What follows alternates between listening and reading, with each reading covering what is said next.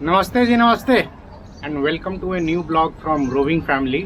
आज वेडनेसडे है और परसों फ्राइडे को हम लोग एक लंबी 5-6 दिन की रोड ट्रिप पर निकल रहे हैं। हिमाचल वाली ट्रिप हमारी मई में हुई थी, उसके बाद अगली बड़ी रोड ट्रिप ये होने जा रही है अगस्त में। तो इस ब्लॉग में मैं आपके साथ शेयर करने जा रहा हूँ कि एक बड़े रोड ट्रिप की तैयारी हम लोग कैसे करते हैं, कार को कैसे प्रिपेयर करते हैं, घर में क्या तैयारियां होती हैं और इससे जुड़ी बहुत सारी बातें। तो रोड ट्रिप करने वालों के लिए वीडियो बड़ा यूजफुल होने वाला है। बिना टाइम वेस्ट किए हुए लेट अस स्टार्ट।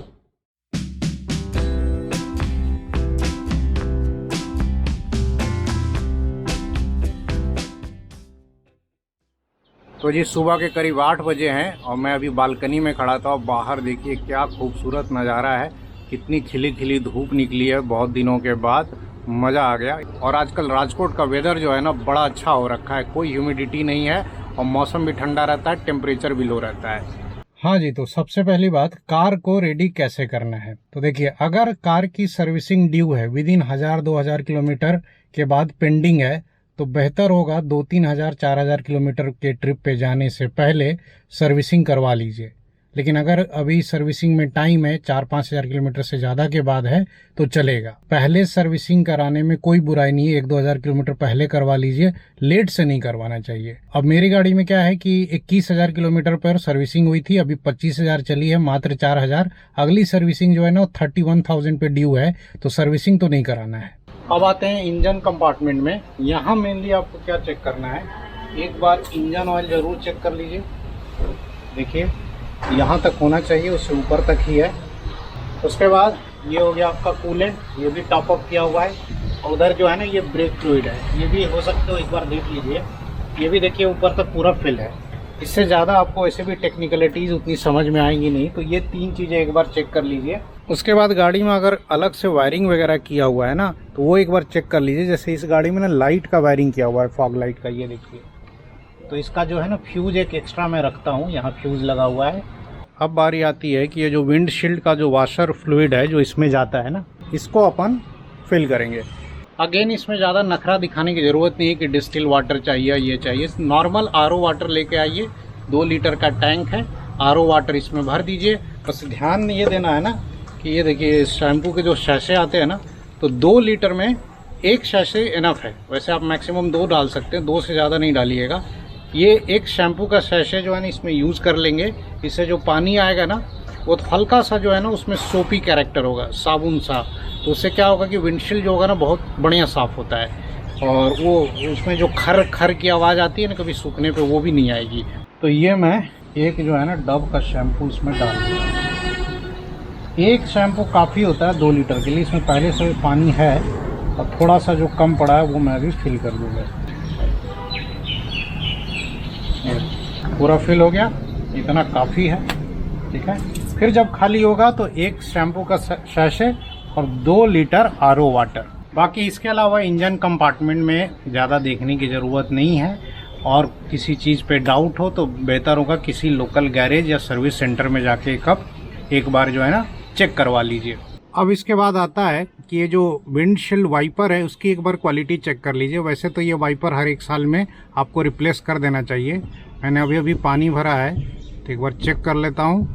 देखिए हल्का हल्का जो है ना साबुन का जो है वो सोपी सा पानी आ रहा है ना, इसे विंडशील्ड देखिए एकदम चकाचक सही साफ़ हो रही है। एक आध लाइन्स आ रही हैं, लेकिन अभी ये चलेगा, गाड़ी को अभी 1 साल नहीं हुए हैं, तो 2-3 महीने के बाद मैं वाइपर चेंज करूँगा। अभी के लिए ये सही है। अब उसके बाद एक बार कार के सारों जो है ना टायर्स मैं चेक कर लूँगा।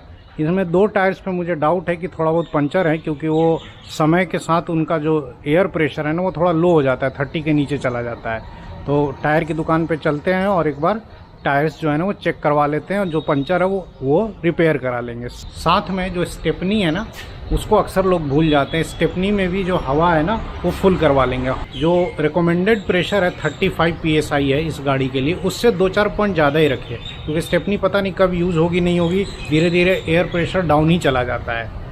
फिर टायर बदलना आपको आना चाहिए। आजकल क्या है कि गाड़ियों में ट्यूबलेस टायर आते हैं, तो थोड़ा बहुत पंचर हुआ तो गाड़ी 50-100 किलोमीटर तो पंचर में भी चली जाएगी, क्योंकि एयर धीरे धीरे लीक होती है। लेकिन अगर टायर वगैरह कहीं फट गया या बड़ा पंचर हो गया तो हो सकता है कि बीच रास्ते में आपको टायर चेंज करना पड़े। तो भाई साहब ये सब बेसिक चीज़ें हैं। अगर आप लॉन्ग ड्राइव पे जाते हैं, रोड ट्रिप पर जाते हैं, तो टायर चेंज करना आपको खुद से आना चाहिए। नहीं आता है तो सीख लो, कोई बहुत बड़ा भारी काम नहीं है। टायर्स चेक करवाने के लिए मैं आ गया बगल के पंचर शॉप पे। यहाँ पर 2 टायर्स पे मुझे डाउट है, जिनका एयर प्रेशर थोड़ा कम हो जाता है, उसको चेक करवा लूँगा। और नहीं हुआ तो थोड़ा जो है ना टायर मतलब आगे पीछे भी करवाना है, रोटेशन भी करवा लूँगा। अब गाड़ी के अंदर बैठ करके और क्या चेक करना है, तो मेरी गाड़ी जो है ना वो डीजल गाड़ी है और BS6, और BS6 डीजल गाड़ियों में एक नया प्रॉब्लम आ गया है, DPF और DEF वाला। तो वो जो DEF है उसका जो लेवल है ना वो थोड़ा लो हो गया है। तो ये देखिए जो यूरिया लेवल है वो नीचे आ गया है और हार्डली 25% यूरिया बचा है। जहाँ तक मुझे आइडिया है 25,000 किलोमीटर चली है। 25,000 kilometre is a good amount, क्योंकि शोरूम वगैरह में मैंने पूछा था तो बता रहे थे कि जिनकी सिटी में रनिंग ज़्यादा होती है उनके तो 15-20 हज़ार में ही यूरिया डलवाना पड़ता है। तो मेरा तो 25 चल गया है, तो मैं रिस्क नहीं लूँगा। रास्ते में यूरिया की ज़रूरत पड़े, इससे बढ़िया है कि मैं राजकोट में ही इसको रिफ़िल करवा लूँगा। और इसके लिए आप किसी पेट्रोल पंप पे भी जा सकते हैं, और नहीं तो बेस्ट होगा कि चुपचाप हुंडई के वर्कशॉप में चले जाइए। तो मैं इसको हुंडई के वर्कशॉप में जाके चेंज करवा लूँगा, और आज नहीं तो कल करवा लूँगा। अभी टाइम है, अभी तो परसों निकलना है। इसके अलावा मैं कार की डिक्की में ना इतने सारे जो है ना औजार लेके चलता हूँ। ये वायर कटर हो गया, ये जो पाना पेचकस है ना ये लाइट के एडजस्टमेंट में काम आता है, और ज़रूरत पड़ी तो बम्पर भी इससे ओपन कर सकते हैं। तो उसके लिए सारा पाना पेचकस रखा है।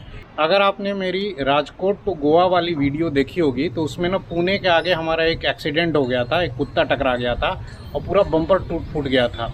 तो वहाँ पे ज़रूरत पड़ने में मैंने बम्पर उतार करके लाइट वाइट जो टूटा हुआ था लेफ़्ट साइड का वो सारा खोल खाल के निकाल लिया था। तो इन टूल्स के होने का बहुत फ़ायदा मिला था। बाकी थोड़ा बहुत खोलना कसना तो ओवर दी टाइम एक्सपेरिमेंट करते करते आदमी सीख ही जाता है। तो मैं तो यही मनाता हूँ कि इनको यूज़ करने की नौबत ना आए। हालांकि लाइट वाइट के एडजस्टमेंट में कभी लगा तो यूज़ कर लेता हूँ। ये जो है ना ये फेविक्विक टाइप का ही एक बॉन्ड है जो चिपकाने के काम आएगा। मेटल फाइबर सब पे काम करता है। कुछ छोटा मोटा टूट फूट गया गाड़ी में तो उसके लिए फेविक्विक भी एक एक्स्ट्रा रखा ही हूँ। और ये जो है ना शैम्पू किस लिए मैंने बता ही दिया, ये जो है ना विंडशील्ड वॉशर में काम आता है। उसके अलावा ये देखिए एक पॉलिश टाइप का है और इसमें थोड़ा सा रबिंग भी है। और ये रबिंग करने के लिए मैंने एक स्पॉन्ज रखा है कि छोटा मोटा स्क्रैच लग जाए और रास्ते में बहुत ज़्यादा ख़राब लग रहा है तो वहीं पे थोड़ा बहुत जो है ना स्क्रैच इससे हटाया जा सकता है। बाकी इस तरह के माइक्रो फाइबर मेरे पास 5-6 गाड़ी में पड़े रहते हैं। ये तो पुराने वाले हैं, इस ट्रिप के लिए मैंने 2-3 और नए ख़रीद लिए हैं। बाकी निकलने से पहले लास्ट डे एक दिन पहले मैं कार जनरली वॉश करवा लेता हूँ, अंदर बाहर दोनों से। साफ़ सुथरी गाड़ी में रोड ट्रिप पर निकलने का एक अलग ही मज़ा है। और उसके बाद क्या होता है कि गाड़ी जब धुल के आती है ना तब उसके बाद मैं डिक्की इसका फिल करना स्टार्ट कर देता हूँ एक दिन पहले से ही। रही बात फ्यूल की, तो डीजल में लास्ट डे जिस दिन रोड ट्रिप पे निकलना होता है ना, जनरली हम लोग दोपहर या रात में निकलते हैं, तो मैं उस दिन सुबह में ऑफिस जाते समय रिफिल करा लेता हूँ। तो डीजल भी यहीं से फुल करा के चलना मेरे को सही लगता है। उसके बाद माइलेज उसी हिसाब से कैलकुलेट होता रहता है टैंक टू टैंक। और इस रोड ट्रिप के लिए ये एक स्पेशल आइटम अलग से लिया है। स्पेशल क्या है, ये नेसेसिटी थी लेकिन अभी तक लिया नहीं था, कल ही आया कुरियर से। ये विंडशील्ड पर जो है ना मैग्नेटिक शेड्स जो आते हैं ना ये लिए हैं, क्योंकि हिमाचल ट्रिप से जब हम लोग आ रहे थे ना तो धूप से बहुत परेशान हुए थे। वैसे अभी तो है मानसून का टाइम, अगस्त का महीना, बट ठीक है। रात में जो अक्सर हम लोग सो जाते हैं ना हाईवे के किनारे किसी ढाबे वगैरह पे, तो वहाँ थोड़ा प्राइवेसी मेंटेन करने में ये काम आएगा। सारे विंडोज़ पे ये लगा दीजिए तो थोड़ी बहुत प्राइवेसी जो है ना वो मेंटेन हो जाएगी। नहीं तो अक्सर हम लोग अखबार वगैरह लगाते रहते थे। और इधर जो है वीना मैडम अपनी तैयारी में लग गई हैं। ये क्या निकल रहा है जी? निमकी।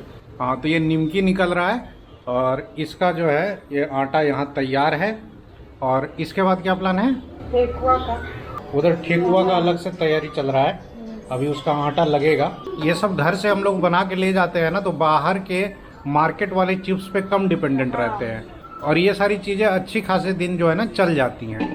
ठेकुआ ना सारे सफरी खानों का बाप होता है और सारे जो सफरी खाना है वो 1 वीक या बहुत ज्यादा से ज्यादा 10 वीक तक चल सकते हैं। हाँ। लेकिन ठेकुआ है ना, वो कहता है कि मैं तो 20 दिन आराम से चल जाऊंगा। तो निमकी तैयार हो गया और मैडम ठेकुआ में लगी हैं। ये देखिए कितना क्रिस्पी मस्त बना रही है, एकदम कुकीज की तरह है ये अपना। Good morning. तो ये नेक्स्ट डे मॉर्निंग है, रोड ट्रिप से एक दिन पहले, और आज तो ऑफिस जाना ही जाना है, कल भी जाना है सुबह। तो अभी मैं और बाबू जो है अपने अपने स्कूल निकल रहे हैं। क्लासेस लेने के बाद भी वो DEF वाला जो काम है ना वो पेंडिंग है। हुंडई के वर्कशॉप जाना है, DEF भरवाना है, और उसके बाद जो है कार आज वॉश भी होगी। और ये देखिए राजकोट में धूमधाम से जन्माष्टमी मनाने की तैयारी चल रही है।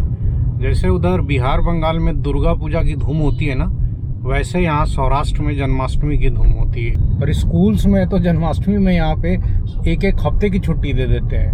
हमारी कोचिंग में भी 5 दिन की छुट्टी हो गई है। मतलब इतना बड़ा फेस्टिवल है। और सातम आठम यहाँ कहा जाता है। अष्टमी के दिन कृष्ण भगवान का जन्म हुआ था, तो सप्तमी और अष्टमी को मेला भी लगता है। राजकोट में तो बहुत बड़ा मेला लगता है। और ये मेला लगता तो है, हटता नहीं है। छोटे छोटे मेले लगे रहते हैं दिवाली तक। तो मेला घूमने का खूब मौका मिलता है। खूब सारे पंडाल लगेंगे, झांकियाँ निकलेंगी, मतलब माहौल बहुत मस्त रहता है यहाँ का। और यहाँ के ही लोगों से मुझे पता चला है कि सप्तमी और अष्टमी को यहाँ पे लोग पत्ती खूब खेलते हैं। सौराष्ट्र के लोग जो है ना खूब पत्ता खेलते हैं। बाकी आप समझ गए होंगे। तो जी क्लास लेके मैं निकल गया। मॉर्निंग की सारी क्लासेस हो गई। अभी 3-4 घंटे का गैप है। तो ये जो DEF वाला काम है ना वो हुंडई के वर्कशॉप में चल के करवा लिया जाए। DEF फिल करवा लेते हैं।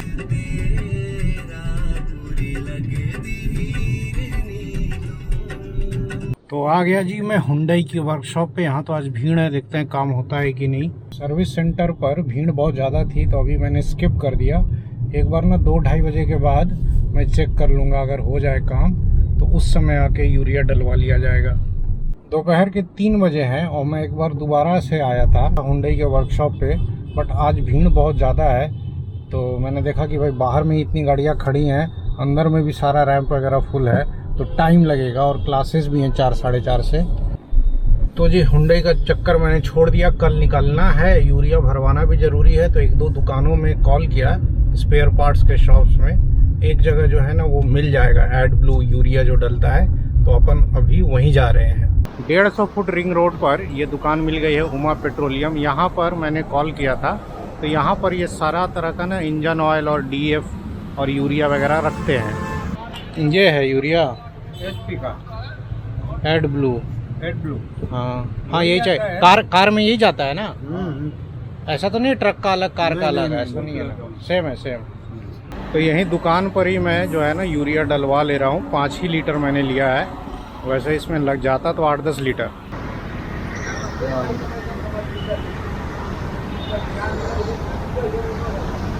जी यूरिया जो है मैंने दुकान वाले से ही फिल करवा लिया। ये लोग एक्सपर्ट होते हैं, आराम से फिल कर दिया। ये जो यूरिया लिया मैंने, ये ब्रांडेड है HP का। एक लोकल भी ये दिखा रहे थे, थोड़ा सस्ता में पड़ता। तो 5 लीटर और 20 लीटर के बोतल में था, तो मैंने 5 लीटर ही लिया है। 450 का पड़ा है, दैट इज़ 90 रुपीज़ पर लीटर। अब यूरिया रिफ़िल करने के बाद देखिए यूरिया का लेवल भी बहुत ऊपर तक आ गया है। आदमी टेंशन फ्री हो गया है। अब अगले 15-20 हज़ार किलोमीटर के लिए कोई लोड नहीं है। अब आदमी बिंदास रोड ट्रिप पर निकल सकता है। तो जी फाइनली यूरिया भी जो है ना फिलअप हो गया। वही एक मेजर काम था। गाड़ी मैंने वॉश करवा ली थी दोपहर में। तो अब जो है ना हम लोग रोड ट्रिप के लिए तैयार हैं। मैडम की भी आई थिंक पैकिंग पूरी हो गई होगी। हाँ लगभग पूरी हो गई है।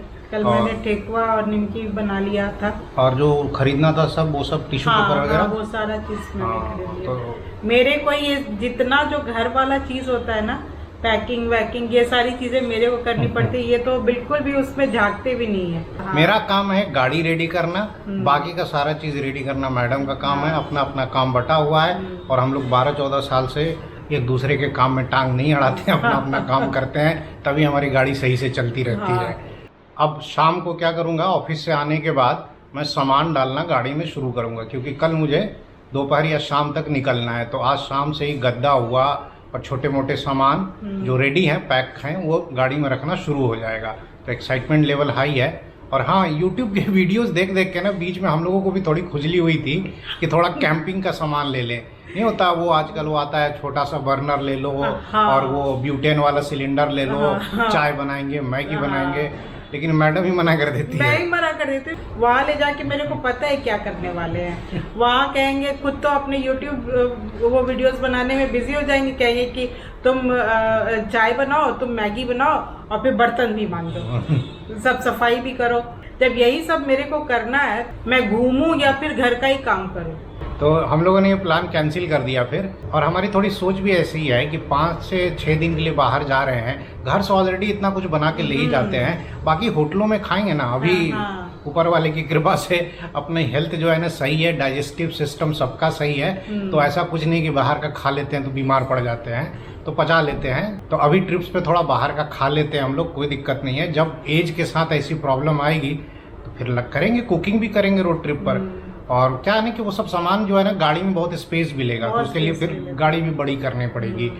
तो इस ब्लॉग को यहीं पर एंड किया जाए। आई होप आपको इस ब्लॉग से कुछ तो बेनिफिट मिलेगा कि हम लोग कैसे जो है ना एक बड़ी रोड ट्रिप की प्लानिंग करते हैं। और बड़ी रोड ट्रिप का मतलब है जिसमें हम लोग कम से कम 4 से 6 दिन बाहर रहें या उससे ज़्यादा। 1-2 दिन वाले को हम लोग कोई रोड ट्रिप नहीं मानते हैं, उसका तो 2 घंटे में ही तैयारी करके हम लोग निकल लेते हैं, 2 रात वाली 3 रात वाली में।